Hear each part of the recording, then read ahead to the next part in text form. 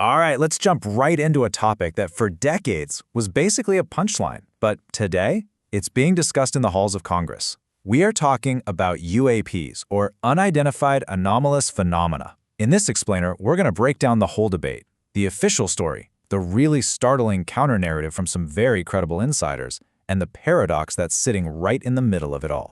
So we have to start with this quote because it just completely raises the stakes. When a former director of national intelligence, and remember, this is the person in charge of all 18 U.S. intelligence agencies, says this on the record, you know the conversation has left the fringe and has landed squarely in the world of national security.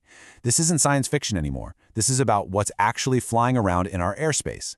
So what lit the fuse? Why is this all happening right now? I mean, in just the last few years, we've gone from whispers and rumors to bombshell newspaper articles, official Pentagon reports, and really dramatic congressional hearings. A topic that used to be a career ender is now being debated out in the open, and it's forcing a public reckoning with a mystery that's been around for decades. First up, a quick language check. You're probably hearing the term UAP way more than UFO lately, and that's totally by design. UAP stands for Unidentified Anomalous Phenomena, and really, it's the government's way of hitting the reset button, of trying to shed all that pop culture baggage of flying saucers so they can have a more serious, data-driven conversation.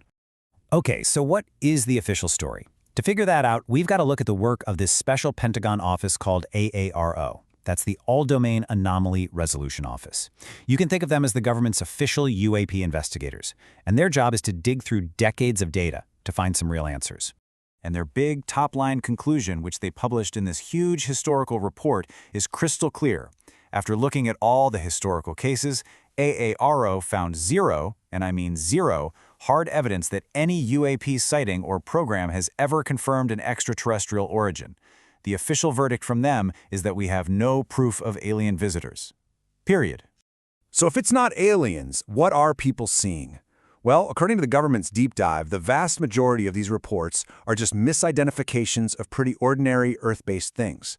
They basically argue that if they had better, clearer data, most of the leftover unsolved cases would probably turn out to have perfectly boring explanations too. And ARO's report gets really specific with examples. You take the claim of an officer who said he touched an alien craft. Well, investigators found he was actually talking about touching an F-117 stealth fighter, which, to be fair, was a top-secret jet at the time and looked completely alien. Or another report about aliens watching a test. Turns out that was just a conversation about a piece of equipment that had a nickname with the word alien in it. So you see, time and time again, these extraordinary claims kind of dissolved into simple misunderstandings. So the key thing to remember here is context, right? Especially during the Cold War. The U.S. was secretly developing some truly radical new technologies. Things like stealth aircraft, super high-altitude spy planes, advanced balloons. All of this stuff would have looked completely bizarre, totally alien to an unsuspecting pilot or someone on the ground, which naturally led to a lot of reports that actually had perfectly normal terrestrial explanations. But that leads to a really important question, doesn't it? If this is all just balloons and secret planes, why are so many high-level intelligence officials, military pilots, and even members of Congress taking this so seriously right now? And that's where the story starts to get a whole lot more complicated. Okay, so now let's flip the coin and look at the other side of this whole debate, the counter-narrative. And this isn't being driven by your typical conspiracy theorists. No, this is coming from credible insiders who are pushing for transparency. And, well, their story paints a very, very different picture. You know, the dam really broke on this in 2017 with that huge New York Times expose. That one story directly led to a special UAP task force, then public hearings with high-level whistleblowers, and even a completely independent study from NASA.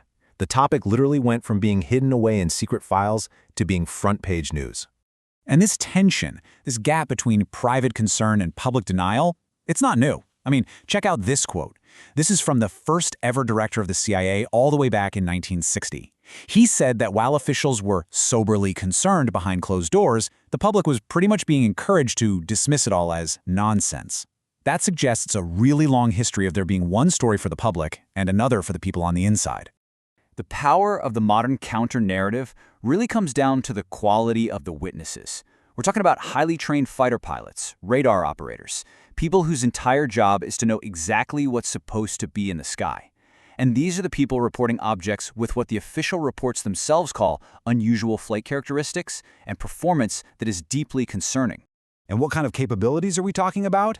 Well, witnesses have described objects dropping from the very edge of space to right above the ocean in just a few seconds, hovering completely motionless against hurricane-force winds, and then, and this is the real kicker, instantly accelerating to hypersonic speeds without any visible way of doing it. No wings, no heat plumes from an engine, and maybe most incredibly, no sonic boom. According to these expert witnesses, this is technology that is just far beyond anything we have, or that any foreign adversary is known to possess.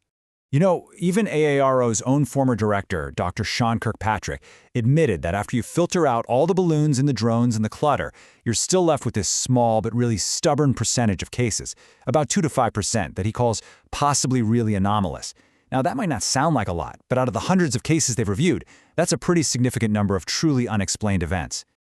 So, this brings us to the very heart of the issue, what you could call an evidence paradox. On one hand, you have the government's own historical review saying there's absolutely no proof. But on the other hand, you have its own pilots and intelligence officials reporting technology that seems impossible. When both sides are coming from such credible sources, who are you supposed to believe? The one thing that everybody seems to agree on is the central problem: a massive lack of good data. Ever since the 1940s, this is what has held investigators back. Without consistent, high-quality sensor data, you just can't draw a definitive scientific conclusion. All you're left with are compelling stories, but not real, hard proof. So here's the paradox laid out side by side. You have the official story from ARO, no proof of aliens, most sightings are just misidentifications, and we just need better data to solve the rest. Then you have the unexplained narrative. Credible witnesses are reporting impossible technology. A small number of these cases are truly anomalous, and it's the decades of official secrecy that have actually prevented us from getting that better data in the first place. And that leaves us with one last, kind of provocative thought. The ARAO report itself points out the challenge of misinformation and advanced digital fakery. In a world of deepfakes, of incredible CGI, of ever more sophisticated drones and secret classified aircraft, what would undeniable proof of something truly extraordinary even look like? In an age where seeing isn't always believing, how would we ever really, truly know?